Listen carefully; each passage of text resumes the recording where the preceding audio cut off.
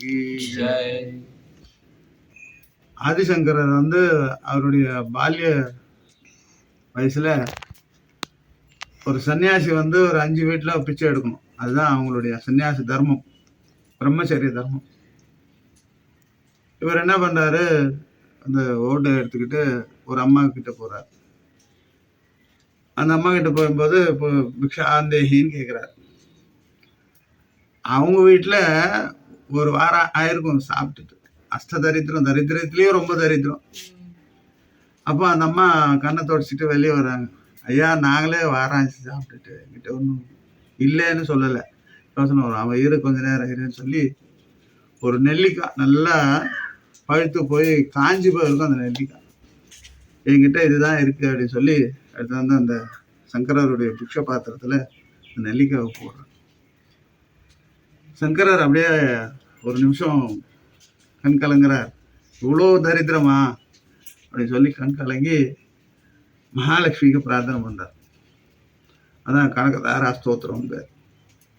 இப்படியெல்லாம் கஷ்டப்படுறாங்களே, நீ பார்த்துட்டு சும்மா இருக்கிறீங்க அப்படின்ட்டு ஒரு பக்தன் கடவுள்கிட்ட தைரியமா கேட்கணும். கேட்கறது தான் பக்தன், கேட்காதவன் பக்தன் கிடையாது. தைரியமா கேட்கலாம். யாருக்கு? இன்னொருத்தருக்காக கேட்கிறார். கனகதாரா ஸ்தோத்திரம் சொல்லி இது மாதிரி கஷ்டப்படுறாங்களே, இவ்வளவு தரித்திரத்திலையும் தரித்திரம், அஷ்ட தரித்திரமா இருக்காங்க. அந்த தரித்திரத்திலையும் ஒண்ணு கொடுக்கணும்னு தோணுது இல்லையா? அப்பேற்பட்ட அவங்கள நீ இது மாதிரி பண்றீ அப்படின்னு சொல்லி பாடும்போது அப்போ மகாலட்சுமி நெல்லிக்கனியை கொடுத்ததுனால தங்க நெல்லிக்கனிகளை ஆகாயத்திலிருந்து அந்த வீட்டில் கோரையை கொட்டி கோரை பிச்சுன்னு கொட்டோம் அப்படின்றாங்க. அந்த மாதிரி தங்க நெல்லிக்கனிகளை அந்த அம்மாவுக்கு அனுகிரகம் பண்றார். அது இந்த அக்ஷய திருத்தி அன்னைக்கு நடந்தது. அதனால இந்த அக்ஷய திருத்திக்கு என்னடா பண்ணணும்னா கொடுக்கணும். வாங்கிட்டு வீட்டில் வச்சுக்கிறது இல்லை, கொடுக்கணும். அக்ஷய பாத்திரம் எப்படி எடுக்க எடுக்க அல்லாமல் வருகிறதோ அதை போல நாம் கொடுக்க கொடுக்க கொடுக்க நம்மளுக்கு என்ன வரும், எந்த வித பிரச்சனையும் இல்லாம நம்ம வீட்டுல தனதானியங்கள் சேரும். வாய்ந்த வீட்டுல வச்சுக்கிறது இல்லை. அது அக்ஷய திருத்திக்கு அது கிடையாது. அக்ஷய திருத்தினா கொடுக்கணும். அட்லீஸ்ட் ஒரு ஏழைக்கு சாப்பாடு போடுங்க.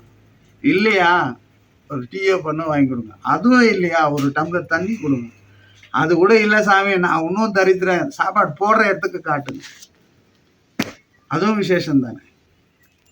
கொடுக்கணும். இறைக்கிற கிணறு தான் சுரக்கும். இறைக்கணும், கிணத்துல இருந்து இறைக்கணும். எவ்வளோ இறைக்கணும்னு இல்லை, எவ்வளோ வேணாலும் இறைக்கலாம். அதான் இந்த அக்ஷய திருத்தியனுடைய விஷயம். அந்த கொடுக்குற விஷயம் வரும்போது எப்போ நீ கொடுக்குறியோ அப்போ குபேரனும் மகாலட்சுமியும் நம்மளுக்கு அனுகிரகம் பண்ணுவான். பரவாயில்ல, இவன் கொடுக்குறான், இவனுக்கு ஒன்றும் கொடுத்தா இவன் 10 பேருக்கு கொடுப்பான். ஏன்னா லக்ஷ்மியும் குபேரன் நேராக கொடுக்கறது இல்லை. அவருக்கு யாரா வாகனம் அப்படின்னா மனிதன் தான் வாகனம். யாருக்கு? குபேரனுக்கு யாரா வாகனம்னா நரன் தான் வாகனம்.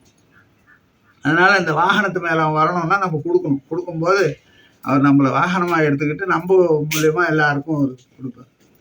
இதுதான் அந்த அக்ஷய திருத்தியனுடைய விசேஷம். இதை விட்டுட்டு நகையை வாங்கி வச்சுக்கலாமா, பிளாட் வாங்கி வச்சுக்கலாமா, அதை வாங்கி வச்சுக்கலாமான்னா வச்சுக்கலாம், வேண்டாம்னு சொல்லலை.